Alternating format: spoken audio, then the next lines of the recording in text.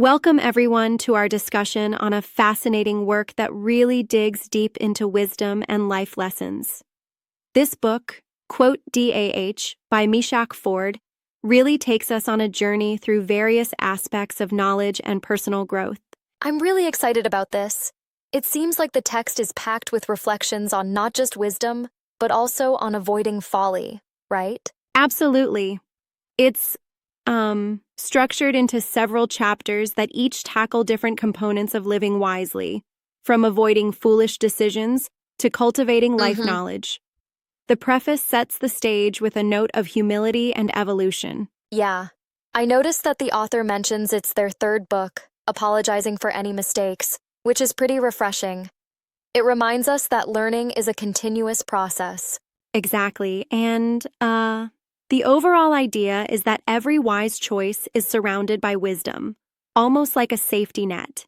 It's interesting how the text interweaves that notion right from the introduction. That phrase, a wise choice is surrounded by wisdom, really seems to act like a refrain, doesn't it? Almost like a mantra throughout.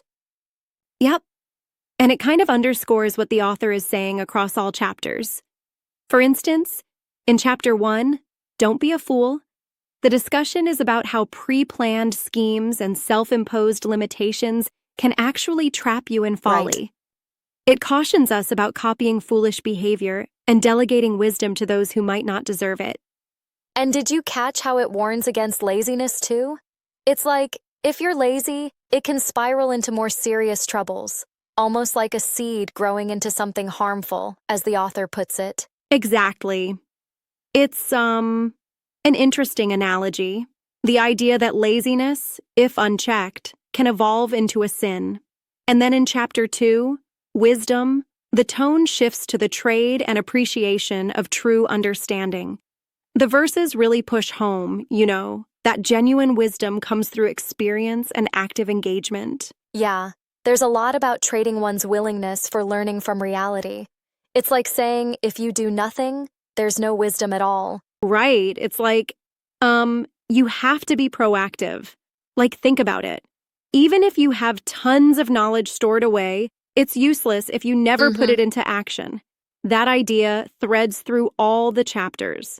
And then we get to Chapter 3, Wise Lesson Advice. This part stresses practical advice, challenging us to put in the work, manage our time, and basically act on our ideas. Exactly. There are so many practical pointers. One verse even says it's better to take action on your complaint before you even start complaining. It's, I think, a call for accountability and self-discipline. Right. But sometimes I wonder, do you think that advice might be a bit too, rigid? I mean, in practice, some complaints or concerns need airing out before action, no? That's a fair challenge. I mean, the text definitely pushes for action, almost as if it says, no more lip service. But maybe the point is to remind us that ultimately, success is linked to what we do rather than what we say. Yep. It's a nudge to prioritize results over endless talk. True, and that connects with the notion in Chapter 4, Cultivate Life Knowledge. Here, the emphasis is more on self-improvement. It's almost like a motivational call. Don't say, I can't. Instead, work hard and surround yourself with the best influences. Right. And there's a beautiful analogy in there about even the smallest insect having the power to wake another creature.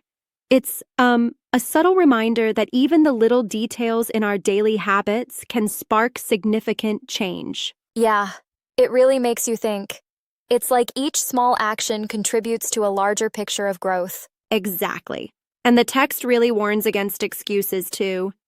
It notes that making excuses not only hinders personal growth, but can also lead to a cycle of becoming a fool in your own right. It's a powerful message about taking responsibility. And I found it interesting how the book, while comprehensive, maintains a sort of stern professionalism. Yet, it doesn't lose its personal touch. It's like the author is talking directly to each reader, challenging you, but also encouraging you. Yes, absolutely. And you can sense the author's passion to uplift others. For example, there's a focus on the idea that wisdom is not just for oneself, it's also something you can share with others, like passing down lessons from history or from your own experiments in life. That intergenerational passing of wisdom is very powerful. Definitely. And it creates this deep connection between introspection and social responsibility. It's like knowing your own worth and then going out and influencing the world. Right. And yet, at times, the language can be a bit dense. There are many verses that repeat the central theme. Some listeners might feel like it's too much repetition. Yeah. But maybe that's intentional, to really ingrain that idea of wisdom surrounding every wise choice. I can see that. It offers a kind of rhythmic reinforcement, almost like a call to action that recurs throughout the book. Exactly. And what I love is that the text doesn't let you off the hook. It continually challenges you to question your beliefs, to not settle for the easy way out, whether that's in following someone else's plan or allowing yourself to be tempted by glory. Right. There's a verse that warns against getting fooled by glory. It really makes you pause and reflect on how immediate gratification can sometimes blind us to even better future opportunities. Yup. And linked to that is the idea of self-control, trusting no one too blindly and working hard instead of copying someone else's blueprint.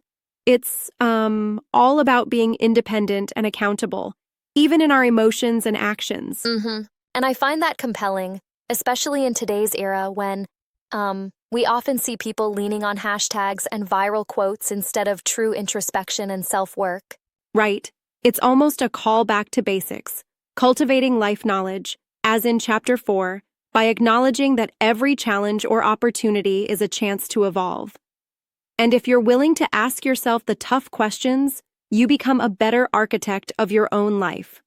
Exactly. It's like looking at each situation as a potential lesson rather than just a setback. Yes, and these lessons, whether they involve dealing with laziness, understanding how to negotiate in life, or simply managing time better, all funnel into becoming the best version of yourself.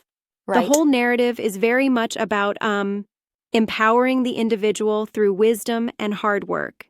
I also love how it challenges you to never be complacent, urging you to take responsibility for your actions and own your decisions. It's like a long-standing debate between fate and free will, but here free will, accompanied by wisdom, triumphs. That's a great point. It's almost like the text is saying, your future is in your hands, but only if you're willing to work for it, refuse excuses, and constantly apply learning. And honestly, that resonates deeply, especially when it talks about rejecting the I can't mentality. Totally. And the philosophical tone throughout the work ties everything together. It doesn't just list advice, it challenges you to think, to analyze, and to actively engage with life as it comes. And even though some parts might feel a bit repetitive, it really reinforces the idea that every decision counts.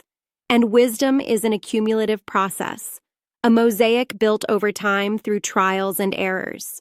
Yeah. One aspect I really appreciate is how it melds practical guidance with philosophical musings. Sometimes you need that exact combination to drive home a point, right? Exactly. It's like the best of both worlds, a clear set of actionable steps alongside deeper introspection.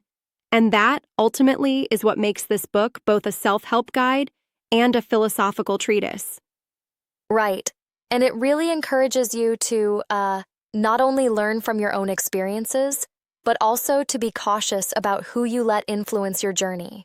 Yep, the book clearly advises us to be discerning, whether it's about choosing whom to trust or how to handle setbacks.